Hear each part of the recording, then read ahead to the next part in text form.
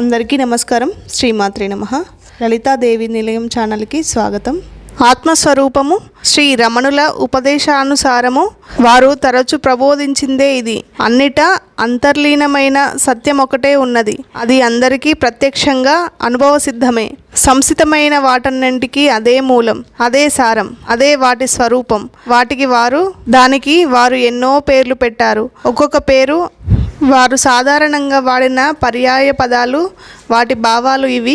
ఆత్మ తరచూ వాడిన పదం ఇది. అసలైన ఆత్మ అంటే ఏమిటంటే అసలైన నేను వ్యక్తిగతం కాదు, అది సర్వసముద్ధమైన ఎరుక. అది పైకి గోచరించే వ్యక్తిగత అనుభవం కాదు. దానికి వ్యక్తిగత అహానికి తేడా ఉన్నది. నిజానికి ఈ అహానికి ఉనికి అనేదే లేదు. దీనిని మనస్సు కల్పిస్తుంది. ఆత్మని అనుభవ సిద్ధం చేసుకోనియదు. ఆత్మ ఎప్పుడూ సంసితమే, ఎప్పుడూ అనుభవ సిద్ధమే.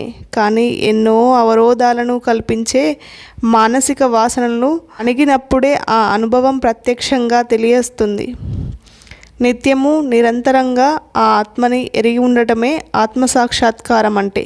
సచ్చిత్ ఆనందం ఇదొక సంస్కృత పదము. దీనినే ఉనికి, చైతన్యం, ఆనందం అనవచ్చు. ఆత్మ అనేది విశుద్ధ స్థితి, నేనున్నాననే ఎరుక. అయితే ఆ ఎరుకలో నేనిది, నేనది అన్న భావన ఉండదనేవారు శ్రీ రమణ మహర్షులు. ఆత్మలో కర్త కానీ కర్మ కానీ ఉండదు. అది కేవలం ఎరుకే.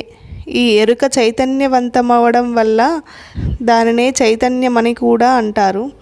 ఈ చైతన్యాన్ని ప్రత్యక్షంగా అనుభవించడమే నిరవధికమైన సంతోషం. అందువల్ల దానిని ఆనందమని కూడా అంటారనేవారు శ్రీ రమణ మహర్షుల వారు.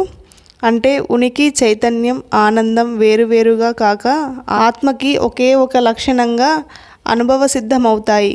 చేమ పారదర్శకత్వము, ద్రవరూపము నీటికి లక్షణాలు. వీటిని నీటి నుండి విడదీయలేము. అట్లాగే ఆత్మకు ఆ మూడు లక్షణాలు కూడా చాలా ముఖ్యము. భగవంతుడు ఈ విశ్వమంతా ఆత్మ యొక్క శక్తి వల్లనే నిలబడుతుందనేవారు శ్రీ రమణ మహర్షి. ఆస్తికులు ఆ శక్తిని సాధారణంగా భగవంతునికి ఆపాదిస్తారు కనుక శ్రీ రమణులు ఆత్మకి పర్యాయ పదాన్ని వాడేవారు. అట్లాగే తాత్వకులు ఉపయోగించే పదం బ్రహ్మమ ని భగవంతుని నామాలతో ఒకటి అయిన శివ అనే నామాన్ని కూడా ఉపయోగించేవారు. శ్రీ రమణ మహర్షుల దృష్టిలో భగవంతుడు సకారుడు కాదు, విశ్వంబరుడైన నిరాకారుడు.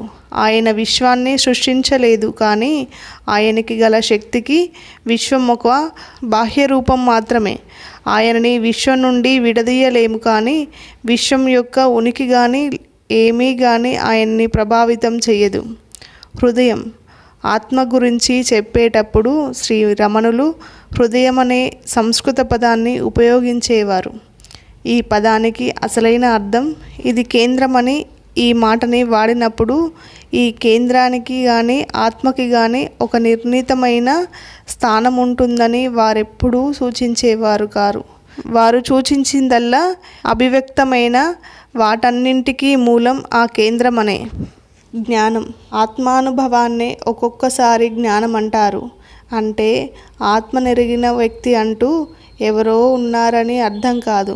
ఆ ఆత్మజ్ఞానం కలిగిన స్థితిలో పరిమితమైన వ్యక్తి అంటూ ఎవ్వరూ ఉండరు. అసలు ఆత్మకి భిన్నంగా ఏదీ లేదు, ఎరగవలసినది లేదు. జ్ఞానం ఒక అనుభవనీయమైన పదార్థం కాదు. అంతేకాక తెలుసుకునే దానికి భిన్నమైన స్థితి కూడా కాదు. ప్రమేయం, పదార్థం అంతర్ధానమైపోయిన స్థితి అది. అటువంటి స్థితిలో సంస్థమైన వాడు జ్ఞాని. ఈ వీడియో కనుక మీకు నచ్చినట్టయితే లైక్ చేయండి, షేర్ చేయండి, ఛానల్ని సబ్స్క్రైబ్ చేసుకోండి. ఇలాంటి మంచి మంచి వీడియోల కోసం అయితే సపోర్ట్ చేయండి ఛానల్కి. మరిన్ని వీడియోల కోసం ప్లీజ్ వాచ్ ఇట్.